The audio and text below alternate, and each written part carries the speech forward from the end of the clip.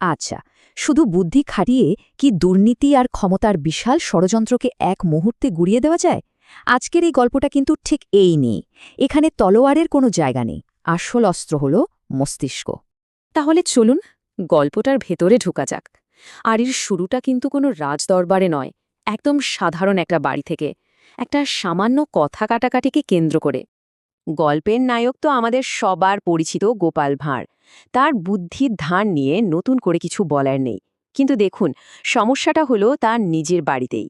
তার স্ত্রী মনে করতেন গোপাল শুধু খাওয়া আর ঘুমানোর জন্যই জন্মেছে।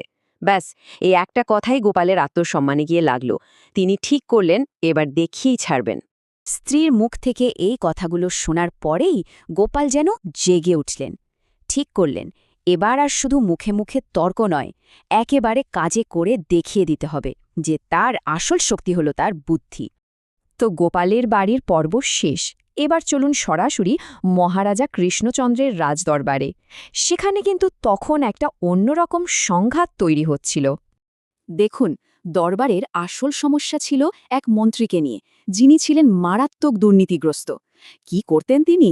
গরিব চাষিদের দিয়ে জমি চাষ করিয়ে লাভের প্রায় পুরোটাই নিজে হাতিয়ে নিতেন। ঝামেলাটা বাঁধল ঠিক তখনই, যখন গোপাল ভাঁড়ও চাষবাস করার জন্য রাজার কাছে এক টুকরো জমি চেয়ে বসলেন। রাজা কৃষ্ণচন্দ্র তো সবই দেখছিলেন। তিনি বুঝলেন গোপাল আর মন্ত্রীর এই রেষারেষি সহজে থামার নয়, এর একটা বিহিত করা দরকার। আর তখনই তার মাথায় একটা দারুণ বুদ্ধি এলো, একটা প্রতিযোগিতা। রাজার ফরমান ছিল একদম পরিষ্কার, দুজনকেই সমান জমি দেওয়া হবে। বছর শেষে ফসল বেচে যে সবচেয়ে বেশি টাকা আয় করতে পারবে, পুরো জমিটা হবে তার। মানে লড়াইটা শুধু জমির ছিল না, লড়াইটা ছিল সম্মান আর ভবিষ্যতের। আর ঠিক এইখান থেকেই গল্পটা আসল মোড় নেয়। গোপাল এমন একটা অদ্ভুত পরিকল্পনার কথা সবাইকে জানালেন যে রাজদরবারে সবাই তো অবাক, আর মন্ত্রী সে তো তাকে নিয়ে হাসাহাসি শুরু করে দিল। ভাবুন তো একবার, গোপাল কি বললেন? বললেন, আমি ঘাস চাষ করব। মানে যে ঘাস গরু ছাগলে খায়, সেই ঘাস। সবাই তো শুনে অবাক, কেউ কেউ তো হেসেই খুন। এমন কম দামি ফসল দিয়ে কি আর প্রতিযোগিতা জেতা যায়? গোপালের এই বোকার মতো প্ল্যান শুনে মন্ত্রী তো মহাখুশি। ভাবল একে হারানো তো কোনো ব্যাপারই না। সে একটা ভয়ঙ্কর ষড়যন্ত্র আঁটল। কি সেই ষড়যন্ত্র? সোজা হিসেব, ফসল তোলার আগের রাতে গিয়ে গোপালের জমিতে আগুন লাগিয়ে দেবে। ব্যাস, খেলা খতম। কিন্তু মন্ত্রী জানত না যে গোপালের কান কিন্তু সব দিকেই খোলা থাকে। ঠিকই তার কানে চলে এলো মন্ত্রীর এই ভয়ঙ্কর পরিকল্পনার কথা। কিন্তু গোপাল কি ভয় পেলেন? একদমই না।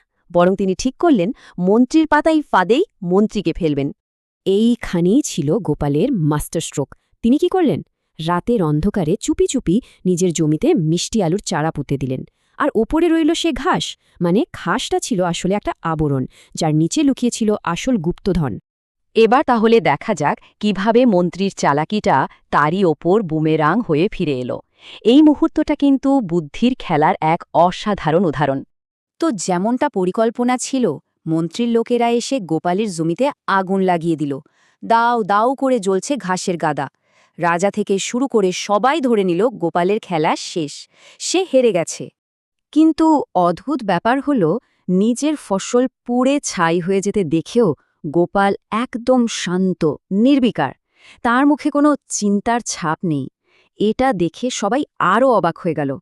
আর তখনই ঠিক সেই মুহূর্তে গোপাল তার আসল তাসটা ফেললেন। তিনি হাসতে হাসতে বললেন, মন্ত্রী মশাই তো আমার কোনো ক্ষতি করেননি, বরং না জেনেই আমার একটা বড় উপকার করে দিয়েছেন। কিভাবে? গোপাল তখন পুরো রহস্যটা ফাঁস করলেন। বললেন, ওপরে তো ছিল শুধু ঘাস, কিন্তু মাটির নিচে ছিল আমার আসল ফসল, মিষ্টি আলু। মন্ত্রীমশাই আগুন লাগিয়ে সেই আলুগুলোকে একেবারে ঝলসানোর ব্যবস্থা করে দিয়েছেন। এখন এগুলো বিক্রির জন্য তৈরি।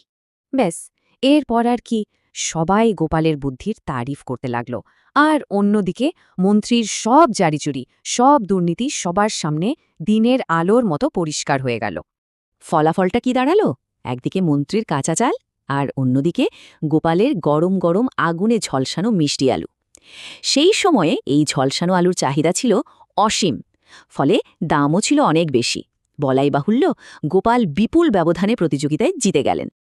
দেখুন, এই গল্পটা তো শুধু একটা মজার কিস্সা নয়, এর পেছনে একটা গভীর শিক্ষা আছে। গোপাল কিন্তু গায়ের জোরে জেতেননি, জিতেছেন মাথার জোরে।